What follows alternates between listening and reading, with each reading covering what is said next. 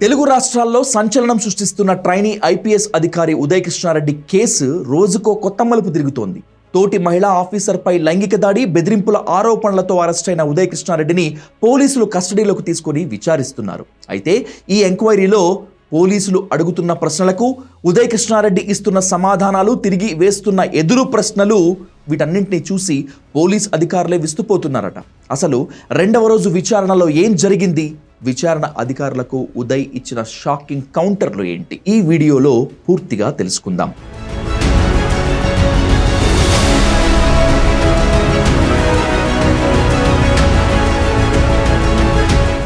ముందుగా ఈ కేసు వివరాల్లోకి వెళ్తే, ఏపీలోని ప్రకాశం జిల్లాకు చెందిన ఉదయ్ కృష్ణారెడ్డి గతంలో కానిస్టేబుల్గా విధులు నిర్వహించారు. ఆ తర్వాత తీవ్రంగా శ్రమించి యూపీఎస్సీ క్లియర్ చేసి 2025 బ్యాచ్ ఐపీఎస్ సాధించారు. నేషనల్ పోలీస్ అకాడమీలో శిక్షణ పొందుతున్న సమయంలో ఇన్స్టాగ్రామ్ ద్వారా పరిచయమైన ఓ మహిళా ట్రైనీ ఐపీఎస్తో అతనికి సాన్నిహిత్యం ఏర్పడింది. అయితే ఉదయ్ ప్రవర్తన, మానసిక వేధింపులు, బెదిరింపులు తట్టుకోలేక సదరు మహిళా అధికారిని అతడికి దూరంగా ఉంటూ వేరే వ్యక్తిని వివాహం చేసుకున్నారు. అయినా సరే ప్రైవేట్ చాట్లు బయట పెడతానని ఫేక్ అకౌంట్లు క్రియేట్ చేసి వేధింపులకు గురి చేయడంతో దాడికి పాల్పడ్డాడని బాధితురాలు హైదరాబాద్ అత్తాపూర్ పోలీస్ స్టేషన్లో ఫిర్యాదు చేసింది. జూలై చివరి వారంలో అరెస్ట్ అయిన ఉదయ్ను కోర్టు చంచల్గూడ జైలుకు పంపింది. న్యాయస్థానం అనుమతితో ఉమెన్స్ సేఫ్టీ వింగ్ పోలీసులు ఉదయ్ కృష్ణారెడ్డిని 2 రోజుల పాటు కస్టడీలోకి తీసుకొని విచారించారు. అత్తాపూర్ పోలీస్ స్టేషన్లో డీసీపీ లావణ్య నాయక్ ఆధ్వర్యంలో సుదీర్ఘంగా క్వశ్చన్ చేశారు.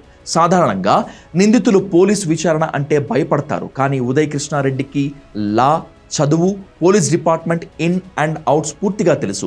దీంతో విచారణ అధికారులు అడిగిన ప్రతి ప్రశ్నకు అతడు ఏమాత్రం తడుముకోకుండా జవాబులు ఇస్తూ చట్టపరమైన లొసుగులను ప్రస్తావిస్తూ కౌంటర్లు ఇచ్చాడనే సమాచారం. బాధితురాలు చేసిన ఆరోపణలకు సంబంధించి డిజిటల్ ఆధారాలు, ల్యాప్టాప్ ధ్వంసం, మెసేజ్ల గురించి ప్రశ్నిస్తే మీ వద్ద ఉన్న ఆధారాలు ఏంటి, అవి చట్టపరంగా చెల్లుతాయా అంటూ ఎదురు ప్రశ్నలు వేసి అధికారులను ఆశ్చర్యపరిచినట్లు వార్తలు వస్తున్నాయి. ఎంక్వైరీలో పోలీసులు కలెక్ట్ చేసిన కొత్త ఆధారాల ప్రకారం ఉదయ్ కృష్ణారెడ్డికి ఆంధ్రప్రదేశ్కు చెందిన మరొక మహిళతో కూడా సత్సంబంధాలు, సన్నిహిత బంధాలు ఉంది అనేటువంటి కోణంలో విచారణ చేపట్టారు. దీనిపై క్వశ్చన్ చేస్తే తన పర్సనల్ ఇష్యూస్ను ఈ కేసుతో ముడిపెట్టవద్దని ఘాటుగానే బదులిచ్చినట్లు తెలుస్తోంది. మరోవైపు ఉదయ్ తరపు న్యాయవాదులు కూడా ఈ కేసులో పోలీస్ కస్టడీ అవసరం లేదని, కేవలం లీగల్ ప్రాసెస్ మాత్రమే, అంటే లీగల్ ప్రాసెస్ ప్రకారమే విచారణ జరగాలని వాదిస్తున్నారు. స్వయంగా ఓ ఐపీఎస్ అధికారి అయి ఉండి విచారణ అధికారులనే ఎదుర్కోవటం ఇప్పుడు పోలీస్ వర్గాల్లో తీవ్ర చర్చనీయాంశంగా మారింది.